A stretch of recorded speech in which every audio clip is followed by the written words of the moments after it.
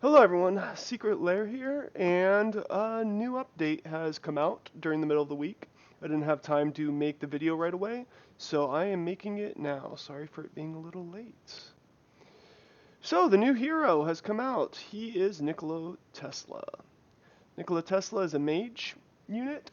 His role is damage over time, and his possible uses are arena, raids, and dungeons. Quick and easy. Tesla Cells is his first active skill. I know I'm going through this kind of fast. I just want to make these videos a little more succinct. Um, so Tesla Cells deploys a Tesla coil that attacks enemies with up to 50% of Nikola's base damage, 25% minimum, that lasts 5 seconds. Up to 3 coils can be active, gain 30% static charge per cast. So breaking this down, he deploys a Tesla coil, which is kind of cool. It's like just this static item that deals damage. Attacks enemies with up to 50% of Nikola's base damage. I don't understand this 25% minimum. I guess that damage can be reduced somehow, but it's always going to do at least 25% of Nikola's base damage. And then the Tesla coil lasts 5 seconds. So um, we'll get into how that 5 seconds affects some certain game modes. And then up to 3 coils can be activated, so that's kind of cool. You can have 3 coils out. And then gain 30% static charge per cast. I'm not sure what that means. I believe static charge is his ability, like racks up static charge. We'll see in his next passive. And once he gets to 100, he has an effect. So I'm not sure if the 30% is 30% of what he has or 30% of the total amount he needs. Oh, I think it's because he needs up to 100%. So let's go to the passive skill.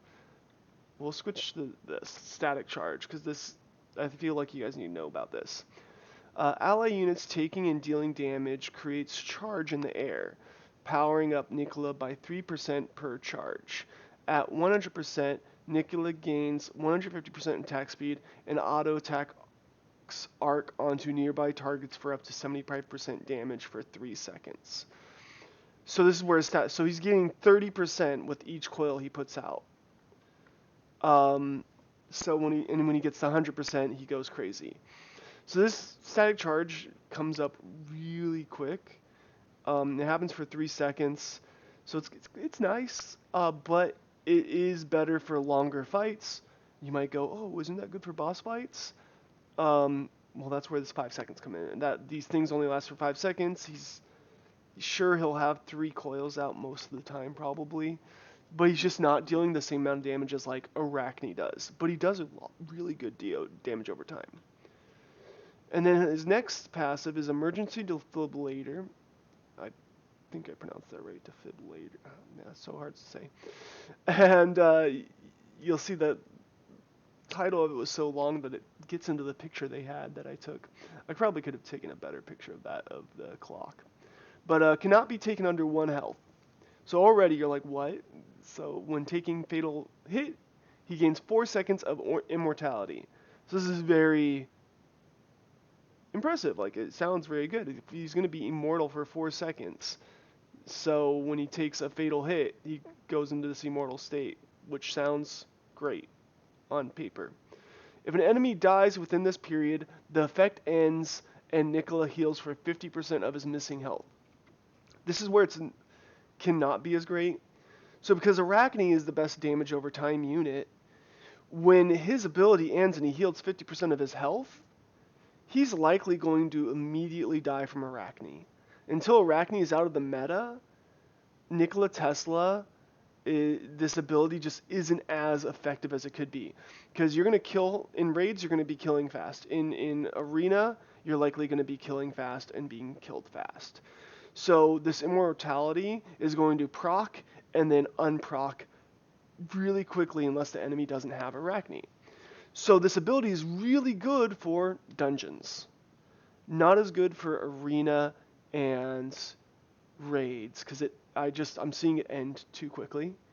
It sounds great, but this effect where it ends causes Nicola to die right away, and then there's a cooldown of 4 seconds between activations, maximum of 3 activations. So this can activate 3 times. So again, it's great for dungeons. He's going to live and not likely to die, but it's not as great for